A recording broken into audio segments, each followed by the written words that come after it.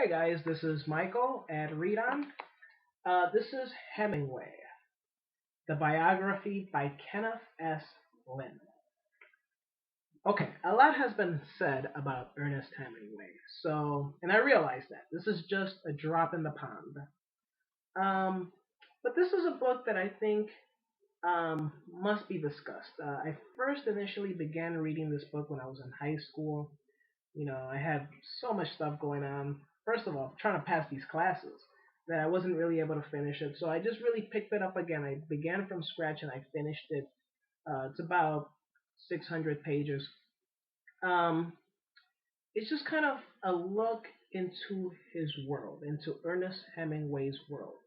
And what I really liked about this book is that uh, the stories and the life is intermingled with the work so that you cannot extricate one from the other.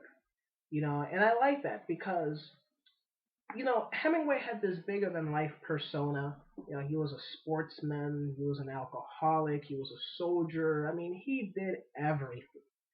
So I think that a lot of his biographies really tend to focus more on the life of the man, on the Hemingway myth, than on his actual work. And as somebody who, you know, have read Hemingway, I wouldn't say extensively. I've read about four of his books. The Old Man and the Sea being amongst one of my favorite books all time. Period. I thought that I wanted to know more about the work, not just the life, because I already know about the life. And I like that about this book. I like that Kenneth Lynn discussed his greater works like A Farewell to Arms and For Whom the Bell Tolls in depth. So that was something that I was definitely looking forward to. I think the drawbacks to this book, though, are focused and are based on his life. And that's the fact, for example, that, you know, um, he kind of skipped a lot of the years, you know, past past 35. He skipped some years. He will skip about 3 to 4 years. Not really skip, but he'll go through them in about 2 to 3 sentences. Now, mind you, that's 4 years of Hemingway's life. He did a lot of drinking and a lot of, author smashing. I mean, he loved smashing other authors like F. Scott Fitzgerald, hunting, went to wars and all that crazy stuff. And they just went through it like it's nothing, like 5, 6 sentences.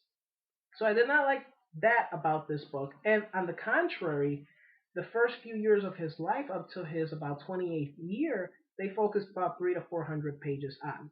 Now, I kind of understand a little bit of the reasoning as to why let's not focus that many years towards the end, or that many pages towards the end. At that point, Hemingway, for all practical purposes, was no longer the writer that he used to be. He was an alcoholic. His life was just it was a mess. I mean, the fact that this man lived to be 60, I think, is remarkable given all the extraordinary things that he went through.